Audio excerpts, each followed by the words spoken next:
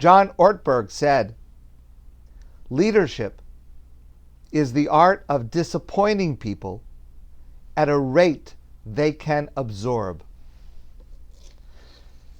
Leadership is at the heart of our parsha this Shabbos, the double portion of Chukat Balak, the leadership of Miriam, who passes away in our parsha, the leadership of Moshe and Aharon, which is faulty, the leadership of Balak, as he tries mistakenly to protect his nation.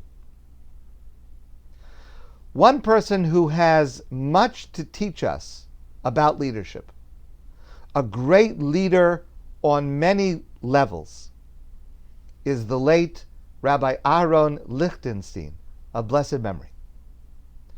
Rav Lichtenstein was a posek, which means he was an expert in Jewish law, a decider of questions in Jewish law. He was a scholar, a teacher, a mentor, a role model. A few years ago, I heard his son, Rabbi Moshe Lichtenstein, speak about his father. And he said, "My father has become a new posek, a new halakhic authority." Now that's a surprising comment, first of all, because his father, Rav Aharon Lichtenstein, had been a renowned posek for decades. And second of all, Rav Moshe Lichtenstein, the son, was speaking about his father just a few weeks after his father passed away. So it's strange at that moment to call him a new posek. But then he told us the following story. And he said that it happened 5 days earlier. There was a man, a lawyer, who was in a meeting with a client. And the client wanted the lawyer to do something, a strategy, that would cut corners a little bit, but would result in a very large tax savings. And the client really needed this savings. It was a little bit of a gray area. It was a large amount of money. And the client was pressing the lawyer to agree to go ahead with this strategy.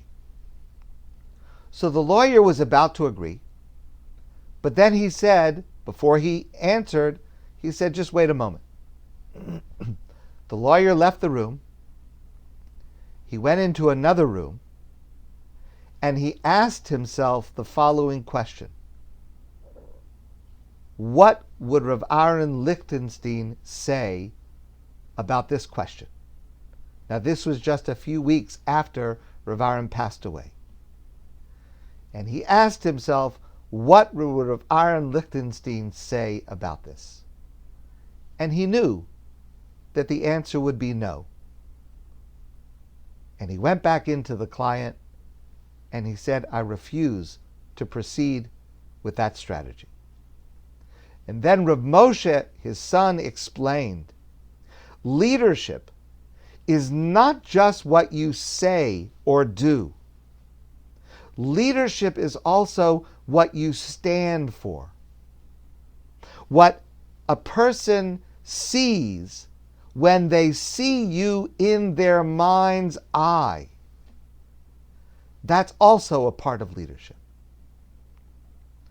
I think that's a wonderful story. And I think that it is a fitting tribute to Rav Aharon Lichtenstein, of blessed memory. But it's also a great question to ask yourself, for me to ask myself and for you to ask yourself. If someone was in a dilemma, maybe someone you know, or maybe someone you don't know, but someone is in the midst of a dilemma, and they take a moment to think, what would you do in this situation? What would I do in that situation? What do you think they would conclude? And if you're not satisfied with the answer, what can you do to change it? I think this is something worthwhile to think about, especially on this Shabbos that highlights leadership. Not only to do and to say what is right, but to be the kind of person who stands for what is right. The kind of person that when someone thinks about you, they know what you would do in a given circumstance. And they're willing to follow you to do the right thing. My friends, I want to wish you a great Shabbos. And I look forward to seeing all of you soon in person.